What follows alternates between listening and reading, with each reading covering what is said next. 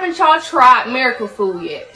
Miracle food. Mega food. Miracle foods. Miracle food. Miracle food. Miracle food. Miracle food. Miracle food. Please support your Black businesses and support your health.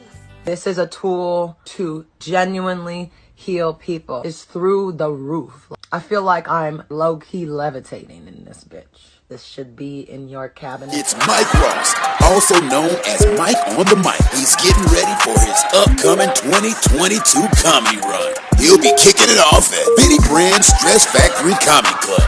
Caroline's on Broadway. Punchline Philly. You don't want to miss him take the stage at the DC Improv. Then he'll be coming to the Atlanta Improv and at Chocolate Sundays Comedy Show in Los Angeles, California. It's Mike on the Mic. Looking forward to seeing you there.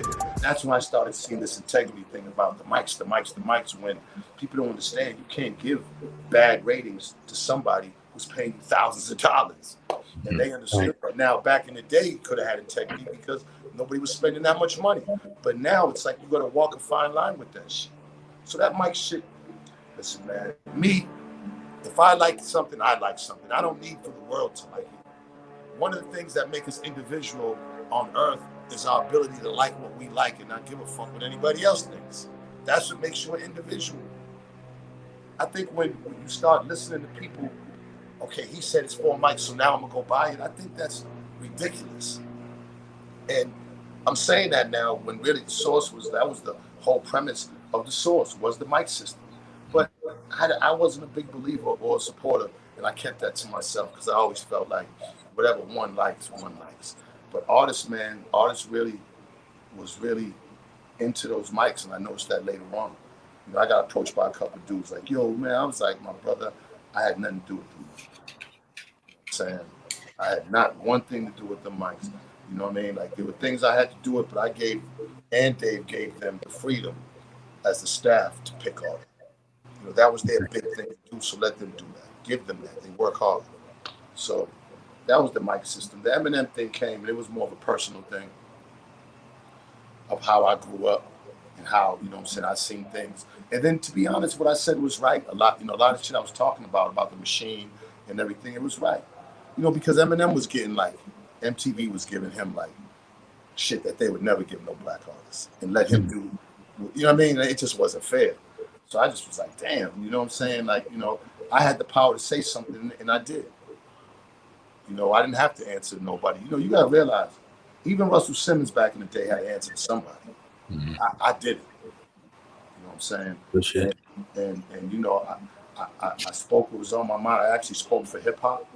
I spoke for the culture, and I spoke as far as towards racism. Meaning, look, you know, you don't single out this guy and give him special treatment because he's white, because that's not fair. So a lot of that had to do with that. Let me ask you that though. Do you think that's the reason why it almost, I don't want to say backfired, but it seems like now, if you look at it through the annals of history, anybody who's asked a question between the Eminem and Benzino beef, Eminem destroyed Benzino. Eminem did this. He shut him down. Yeah, I don't take it like that. I swear to God, even in the rhymes. You know why? You know, I'm gonna keep it 100. Mm-hmm. See, Eminem is a white kid. Eminem's never ever experienced my struggle and the way I grew up. Mm. Not even a little bit of it. Okay, so anything he says is joking. You so crack, all that.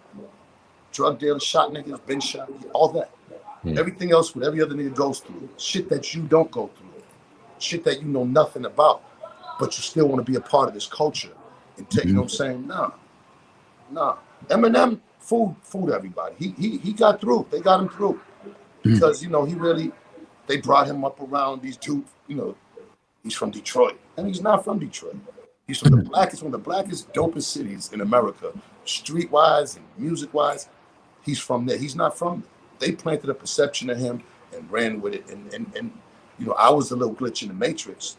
Don't think that what I did didn't glitch shit up, or I glitched it.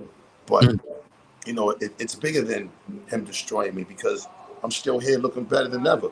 You know what I'm saying? And I'll beat his ass. You know what I'm saying? Man to man. So you can't destroy somebody that's still here, still relevant in his culture, and still talk that shit without being face to face with me, without 12 bodyguards. Right. And like, that's how our culture works. Now maybe you didn't know that because you know they got you thinking different. But our culture works. When you destroy somebody, then that person never comes out, and you the big dog. And hell no. I'm out here feeling, looking better than ever. You know what I'm saying? And actually happier than ever. Good. Right. I'm happy with who I see in the mirror. I stand up for things, and it's not always about money. I did that. When people be like, "Oh, you lost everything," nah, I didn't lose nothing. I lived it. You don't lose money. When you're here for a period of time. In that period of time, it's up to you to get the most money you can. And you're not gauged by this moment or that moment. You're gauged by your life. The things I've done, man, I could talk about shit I've done that will blow your fucking mind. Right. I mean, the stories that I got, which I'm going to hold for the book, that'll blow your mind. Everybody hold shit for the book. I have millions and millions and millions of dollars. The things that I did, the crazy shit. Think of Wolf of Wall Street, but way crazier. I mean, women, you know what I'm saying? Like, I've dated a lot of celebrity women, actresses, rappers, you know what I'm saying? Like, that's all coming in the book, you know what I'm saying? To introduce the show, when I sent this to Sam, asked, oh God, that nigga said, oh God, you the man, Cass. I spit white like a clan mask, and I'm a hustler. I could stand out on the beach and sell sandbags. Some things can't last, but this ain't just a podcast. This is SamAnt and oh God, Cass. Hip hop uncensored is the vibe, so subscribe. Hip hop uncensored is the vibe, so subscribe.